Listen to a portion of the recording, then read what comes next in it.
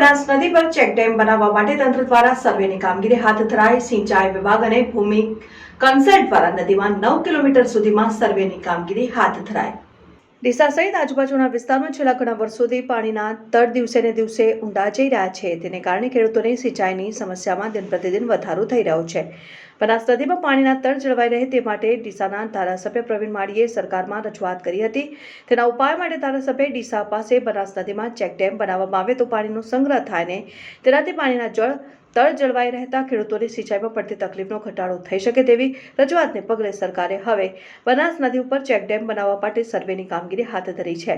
સિંચાઈ વિભાગ અને ભૂમિ કન્સલ્ટ નામની એજન્સીની સંયુક્ત ટીમ બનાસ નદી ઉપર પહોંચી સર્વેની કામગીરી શરૂ કરી છે અને આ ટીમ આગામી 8 થી લઈને 10 દિવસ સુધી બનાસ નદીમાં 9 કિલોમીટર સુધીના વિસ્તારમાં સર્વે કરશે, જેમાં બનાસ નદીના બંને કાંઠાનો વિસ્તાર, સોઇલ ટેસ્ટિંગ સહિત અલગ અલગ બાબતોની તપાસ કરવામાં આવશે.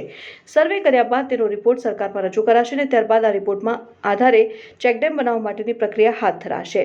ઉલ્લેખનીય છે કે બનાસ નદીમાં ચેકડેમ બનાવવામાં આવે તો ઘણી વખત ચોમાસામાં જે પાણી વહી જતા પાણીનો સંગ્રહ થઈ શકે અને પાણીનો સંગ્રહ થતાં ડીસા પંથકમાં પાણીના તળ જળવાઈ રહે. તેથી ડીસા અને આસપાસના વિસ્તારોમાં ખેડૂતોને સિંચાઈ માટે અને લોકોને પીવાના પાણીની સમસ્યા દૂર થઈ શકશે.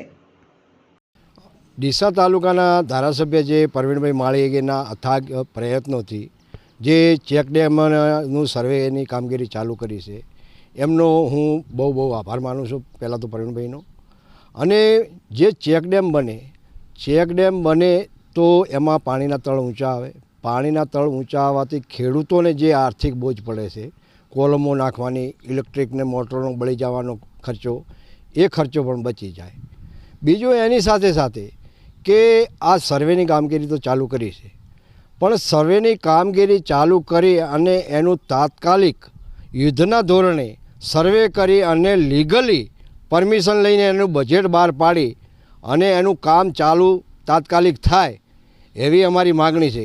કેમ કે જે ચૂંટણી આવે છે, ચૂંટણીના હિસાબે ખેડૂતોને ખાલી રાજી રાખવા માટેના પ્રયત્નો હોય તો એ તમારા મગજમાંથી કાઢી નાખજો અને સત્વરે કામ ચાલુ થાય એ જ અમારી માગણી છે.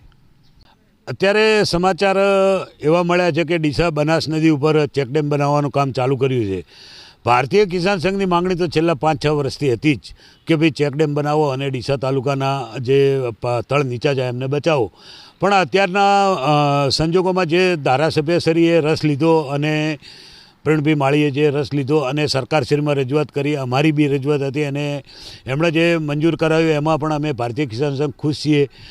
પણ અમારી માંગણી એવી છે કે આ કામ મજબૂત અને સારી અને ઝડપી રીતે ચોમાસા પહેલાં પૂરું થાય તો ડીસા તાલુકાના અનેક કાંઠા વિસ્તારના ગામડાઓને ફાયદો થાય, તળ ઊંચા આવશે, એનાથી મોટો ફાયદો થશે.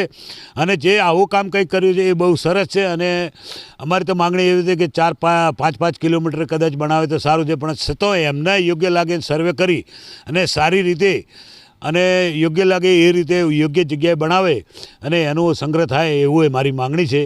અને એમાં અમે ખુશ છીએ ભારતીય કિસાન સંઘ.